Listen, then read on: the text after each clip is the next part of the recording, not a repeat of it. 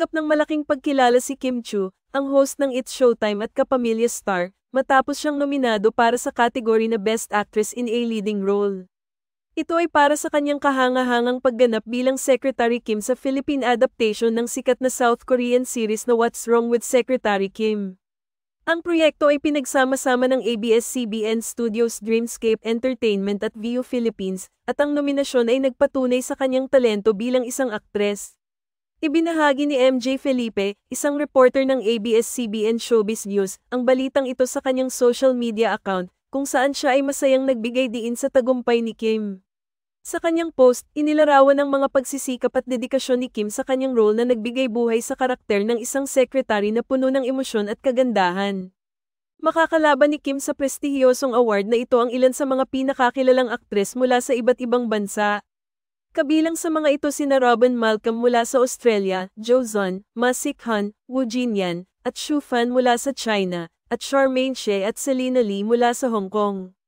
Ang pagkakaroon ni Kim sa listahan ng mga nominado kasama ang mga mahuhusay na artista mula sa ibang bansa ay patunay ng kanyang galing at ang global na atensyon sa kanyang pagganap. Si Kim Chiu ay kilala sa kanyang mga natatanging kontribusyon sa industriya ng telebisyon at pelikula sa Pilipinas. Sa kabila ng mga hamon sa kanyang karera, patuloy siyang nagtagumpay at nagbigay inspirasyon sa kanyang mga tagahanga. Siya ang kaisa-isang nominado mula sa Pilipinas sa nasabing kategorya, na isang malaking karangalan hindi lamang para sa kanya kundi pati na rin sa kanyang bansa. Bilang karagdagan sa kanyang nominasyon, ang theme song ng serye ay nakatanggap din ng nominasyon para sa Best Theme Song. Ipinapakita nito ang kalidad ng produksyon ng nasabing palabas at ang mga tao sa likod nito, na nagtulungan upang makuha ang atensyon ng mga manunood.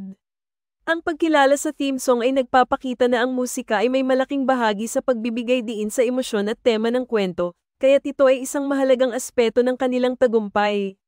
Ang What's Wrong with Secretary Kim ay naging paborito ng marami at nagkaroon ng malawak na tagumpay sa telebisyon, hindi lamang sa Pilipinas kundi maging sa ibang bahagi ng mundo. Ang kwento ay puno ng mga twist at kaganapan na nagbigay aliw sa mga manunood, habang ang mga karakter ay nagbigay inspirasyon sa iba sa kanilang mga karanasan sa buhay at pag-ibig. Ang nominasyon ni Kim sa Best Actress ay hindi lamang patunay ng kanyang talento kundi pati na rin ang pagsusumikap ng buong team sa likod ng palabas. Ang kanyang papel bilang Secretary Kim ay nagbigay ng bagong liwanag sa mga nakaraang adaptation ng kwentong ito, at ang kanyang kahusayan sa pag-arte ay tunay na kahanga-hanga. Ang mga tagahanga ni Kim ay sabik na naghihintay sa kanyang susunod na mga proyekto at mga tagumpay sa hinaharap. Ang kanyang nominasyon ay isa na namang hakbang patungo sa kanyang pangarap na maging isa sa mga pinakamalaking bituin sa industriya ng entertainment. Sa kabuuan, ang pagkilala kay Kim Chiu sa kanyang pagganap sa What's Wrong with Secretary Kim ay isang malaking hakbang sa kanyang karera. Ang kanyang dedikasyon, talento, at pagsusumikap ay nagbigay daan sa kanyang nominasyon, na siyang nagbigay ng inspirasyon sa maraming tao sa kanyang paligid. Ang kanyang tagumpay ay patunay na sa kabila ng mga pagsubok, may mga pagkakataon at tagumpay na darating sa tamang panahon. Ano ang sa inyo sa balitang ito?